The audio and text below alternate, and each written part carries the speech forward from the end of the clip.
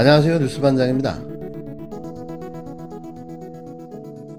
한동훈씨, 비번 풀고 인상 풉시다. 한동훈씨, 요즘 부쩍 언플해가면서 자신의 인지도와 입지를 열심히 만들어가는 걸 보면 아마도 당신의 정계 입문도 머지않아 보이는데요. 뭐 절친이자 선배가 제1야당의 대선 후보로 가 있으니 그럴만도 하죠. 그러면 주저리 나불대지 말고 빨리 윤석열 캠프에 합류해서 정치 활동을 시작하면 됩니다. 혹시 미래의 검찰청장을 꿈꾸고 계신다면 그건 개꿈일 텐데요. 본인 말대로 그렇게 좌천돼서 한직으로만 돌면서도 사표를 내지 않는 이유는 뭘까요? 그나마 검찰에 남아서 성렬형을 돕겠다는 게 당신 의도 아닙니까? 군말 필요 없습니다. 핸드폰만 열면 됩니다. 무슨 말이 필요합니까?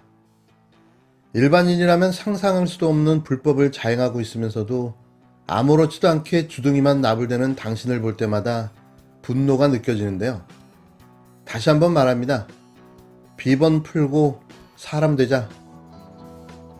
그리고 추미애 전 법무부 장관이 네 친구입니까? 추미애 씨가 뭔가요? 그래도 전직 상관 아니었습니까? 혹시 윤석열 전 청장에게도 성렬 씨라고 부르나요? 그럼 제가 인정해 드릴게요. 추미애 전 법무부 장관과 한동훈 사법연수원 부원장 사이에 연일 신경전이 팽팽합니다. 아니, 이걸 신경전이라고 이야기할 수 없죠. 한동훈의 도발로 봐야 할 겁니다. 14일, 재판부가 정경심 교수의 사모펀드 건을 모두 무죄로 선고했다는 추 전 장관의 주장에 한 부원장이 일부만 무죄인데 허위사실로 수사팀의 명예를 훼손하지 말라고 들이대는 과정에서 호칭 문제가 불거졌는데요.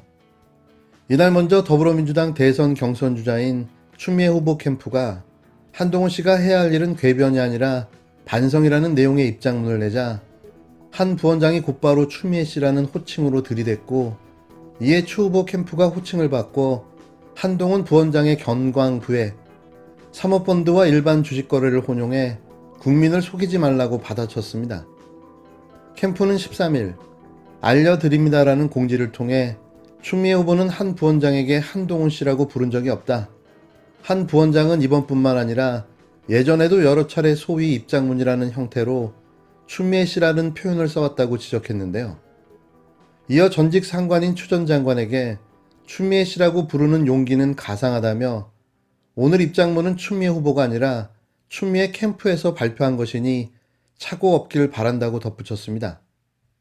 이에 한 부원장이 물러서지 않고 계속해서 도발했는데요. 그는 호칭은 중요한 게 아니니 추미애 씨가 원하는 대로 불러드릴 수 있지만 공인인 추미애 씨를 추미애 씨라고 부르는데 가상한 용기가 필요한 사회가 되면 안 된다고 생각한다고 맞섰습니다. 단순 호칭을 둘러싼 신경전이 미묘한 갈등 양상으로 표출되자 민주진보 진영에서는 한동훈은 쓰잘데없는 호칭에 과민 반응 보일 게 아니라 찌푸린 인상과 핸드폰 비밀번호부터 당장 풀어라라고 직격했는데요. 이와 관련해 제보자 X는 말과 행동이 전혀 다른 박범계 법무부 장관의 그동안 행태를 보면서 조만간 한동훈 핸드폰도 열리지 않고 바로 돌려줄 것 같은 강한 의심이 든다고 일갈했습니다. 한편 한 부원장은 사석에서 일개 장관이 헌법상 국민의 알 권리를 포샵질을 하고 앉아있다라고 추 전 장관을 일개 장관으로 비하한 바가 있는데요. 그의 머릿속에는 추 전 장관은 그냥 일개 장관, 추미애 씨인 거죠. 그러니 저토록 무도하고 버르장머리가 없는 겁니다. 빨리 핸드폰이 공개돼 윤석열 사단 모두가 감옥에 가는 그날을 기다려봅니다.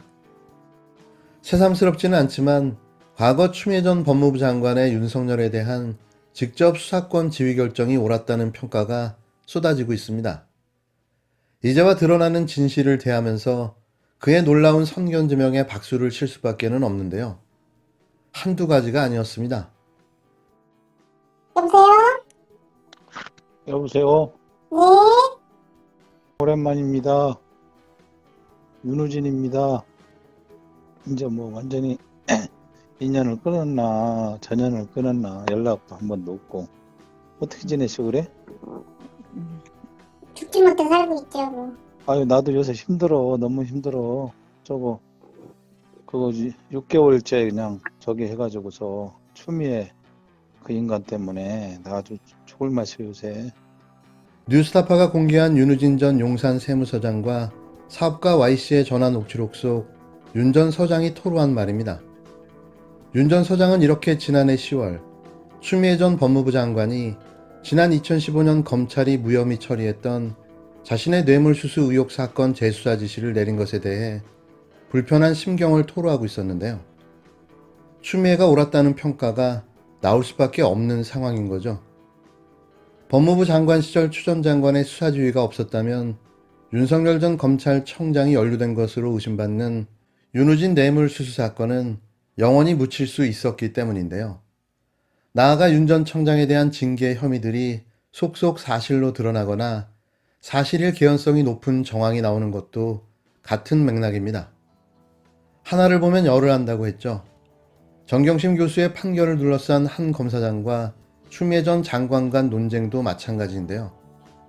자신이 진두지휘한 표창장 수사의 정당성을 입증하기 위해서라도 한 검사장은 2심 재판부의 판결을 어떻게든 법적 정당성을 부여해야만 하는 거죠. 반면 추 전 장관은 장관 재직 시절 이른바 검난에도 아랑곳 없이 검찰 개혁을 이어왔고 그 과정에서 특수부 검사들의 맨 얼굴을 봤다고 소외하는 한 검사장의 전직 상관입니다. 둘의 주장 중 과연 어느 쪽이 더 설득력이 있고 객관적일까요? 무엇보다 전 법무부 장관을 향해 추미애 씨라고 지칭하는 현직 검사가 외치는 상식과 정의의 신뢰를 부여할 수 있을지가 의문입니다. 오늘도 이 검찰의 무리한 기소 수사로 문재인 정부의 검찰 개혁을 자초시키려 했던 대표적 사건이 바로 정경심 교수에 대한 2심 재판이 있었죠. 매우 가슴 아픈 날입니다.